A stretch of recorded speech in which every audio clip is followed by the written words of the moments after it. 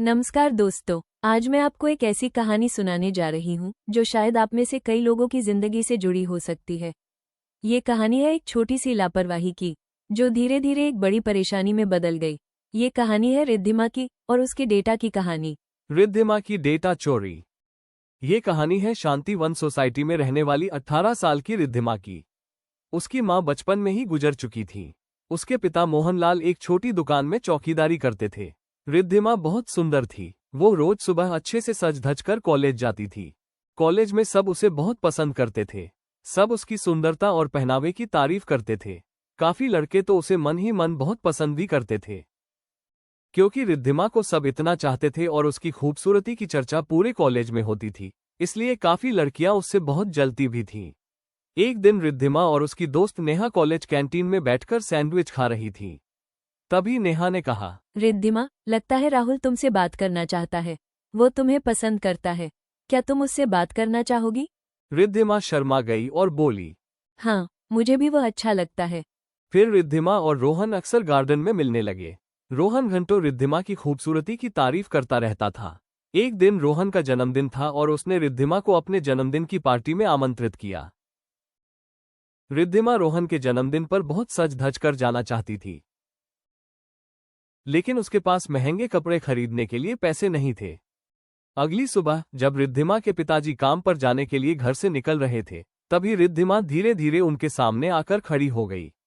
उसने हिम्मत जुटाई और धीमे स्वर में कहा, पिताजी, क्या आप मुझे 2000 रुपये दे सकते हैं?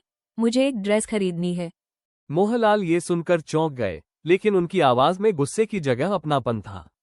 उन्होंने प्यार से कहा, 2000 की ड्रेस बेटा, हमारी इतनी हैसियत नहीं है।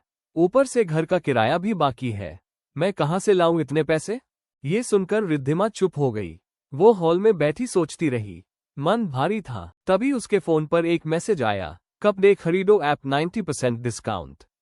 रिद्धिमा की आंखें चमक उठी, जैसे उसकी सारी परेशानियों का हल मिल गया हो। उसने तुरंत ऐप डाउनलोड कर लिया। शॉपिंग आगे बढ़ाने के लिए ऐप ने KYC मांगा, Aadhaar card, PAN card, selfie, address proof, bank details.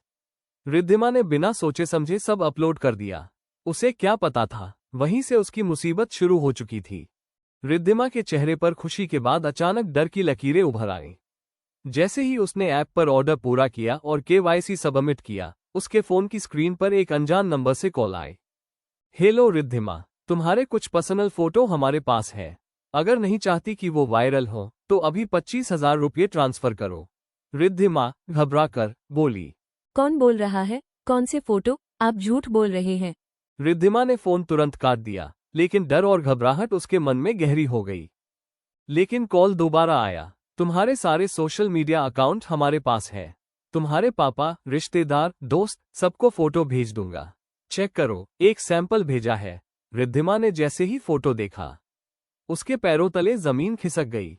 उसकी तस्वीर को अश्लील तरीके से बदल दिया गया था। रिद्धिमा रोते हुए बोली, नहीं नहीं, प्लीज ऐसा मत करो। मेरा फोटो अपलोड मत करो। मैं तुम्हें पैसे दे दूंगी। अगले दिन रिद्धिमा नेहा के घर गई। नेहा रसोई में खाना पका रही थी।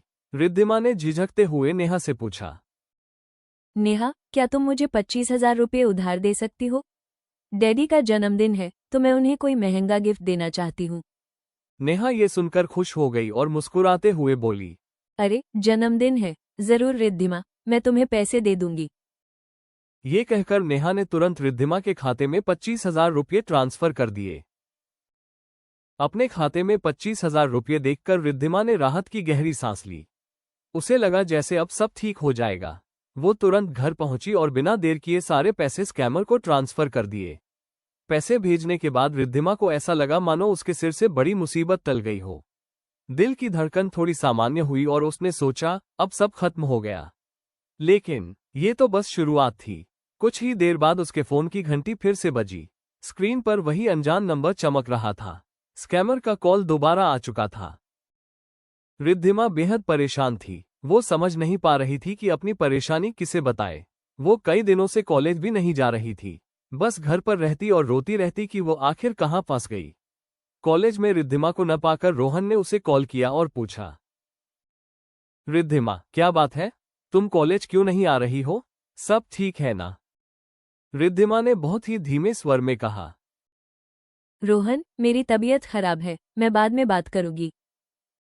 रोहन को शक हुआ। अगले दिन वो कॉलेज में नेहा से मिला और उससे आग्रह किया कि वो रिद्धिमा के घर जाकर देखे। नेहा ने रोहन को तसल्ली दी और कहा कि वो उसी शाम रिद्धिमा के घर जाएगी। शाम हुई और नेहा रिद्धिमा के घर पहुंची। उसने डोरबेल बजाई तो रिद्धिमा के पिताजी ने दरवाजा खोला। नेहा ने उन्हें प्रणाम किया और जन्मदिन की बधाई दी। रिद्धिमा के पिताजी पहले तो चौंके, फिर जोर जोर से हंसने लगे। उन्होंने कहा, नेहा बेटा, मेरा जन्मदिन तो कब का जा चुका है। अगर बधाई देनी है तो तुम्हें अगले साल तक इंतजार करना होगा। ये कहकर वो फिर हंस पड़े। नेहा ये सुनकर हैरान रह गई। उसके दिमाग में कई सवाल घूमने लगे। रिद्धिमा ने मुझसे झूठ क्यों बोला? उसने आखिर 25,000 रुपये किस लिए लिए? यही सोचते हुए नेहा रिद्धिमा के कमरे में पहुंची। वहां उसने देखा कि रिद्धिमा अकेली बैठी फूट फूट कर रो रही थी। जैसे ही रिद्धिमा ने नेहा को देखा, वो उसके गले लग गई और भी जोर जोर से रोने लगी। नेहा ने उसे संभालते हुए पूछा, रिद्धिमा, क्या हुआ है तुम्हें? तुम इतना रो क्यों रही हो? तब रिद्धिमा ने नेहा को सारी बात बता दी। सब कुछ सुनकर नेहा ने कहा, अरे, ये तो बिल्कुल वैसा ही मामला है जैसा शर्मा जी के बेटे रवि के साथ हुआ था। पिछले महीने उसे भी ऐसा ही धमकी भरा कॉल आया था। वो भी बहुत घबरा गया था। फिर वे दोनों एडवोकेट आशा से मिले।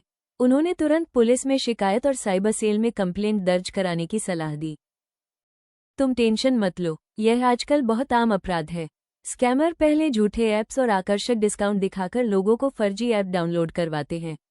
जैसे ही कोई व्यक्ति वो ऐप डाउनलोड करता है, वो बैकग्राउंड में रिमोट सर्वर से जुड़कर फोन के कॉन्टैक्ट्स, फोटो और मैसेज चुरा लेते हैं। सबसे पहले तुम स्कैमर के सभी मैसेज का स्क्रीनशॉट लेकर सबूत सुरक्षित रखो। फिर अपने फोन से सारे संदिग्ध और अनचाहे ऐप्स तुरंत डिलीट कर दो। और चलो, अभी पुलिस स्टेशन और साइबर सेल में जाकर इस स्कैम और स्कैमर के खिलाफ शिकायत दर्ज कराते हैं। लेकिन अपराधी हमारी इसी मनोस्थिति का फायदा उठाते हैं। वे जानते हैं कि इंसान लालच, डर और शर्म, इन 3 भावनाओं में सबसे जल्दी फंसता है। पहले वे आपको आकर्षक ऑफर दिखाते हैं, 80%, 90% डिस्काउंट। फिर आपसे ऐप डाउनलोड करवाते हैं या लिंक पर क्लिक करवाते हैं।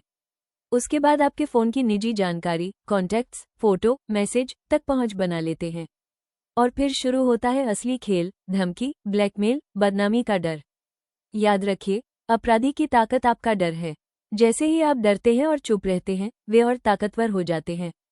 लेकिन कानून आपके साथ है। साइबर क्राइम के खिलाफ सख्त प्रावधान है और समय पर की गई शिकायत आपको बड़ी परेशानी से बचा सकती है। अगर कोई व्यक्ति ऐसे अपराध में फंस जाए तो क्या करें? घबराए नहीं। तुरंत कोई पैसा ट्रांसफर न करें। सभी सबूत सुरक्षित रखें। कॉल रिकॉर्ड, चैट के स्क्रीनशॉट, ट्रांजैक्शन डिटेल्स, संदिग्ध ऐप्स तुरंत डिलीट करें। फोन की परमिशन चेक करें और अनावश्यक परमिशन हटा दें। पासवर्ड तुरंत बदलें। Bank, social media, email. अपने बैंक को तुरंत सूचित करें यदि पैसा ट्रांसफर हुआ है। राष्ट्रीय साइबर क्राइम पोर्टल www.cybercrime.gov.in पर शिकायत दर्ज करें। निकटतम साइबर सेल, पुलिस स्टेशन में दर्ज कराएं।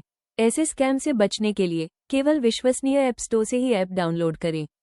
80-90% डिस्काउंट वाले अनजान ऐप से सावधान रहें। किसी भी ऐप को कॉन्टैक्ट्स, गैलरी और मैसेज की परमिशन देने से पहले सोचें। अनजान लिंक पर क्लिक न करें। अपनी निजी फोटो या दस्तावेज फोन में बिना सुरक्षा के न रखें। 2 फैक्टर ऑथेंटिकेशन, 2FA, हमेशा चालू रखें। याद रखिए, समझदारी ही सबसे बड़ी सुरक्षा है। डरिए मत, जागरूक बनिए और दूसरों को भी जागरूक कीजिए।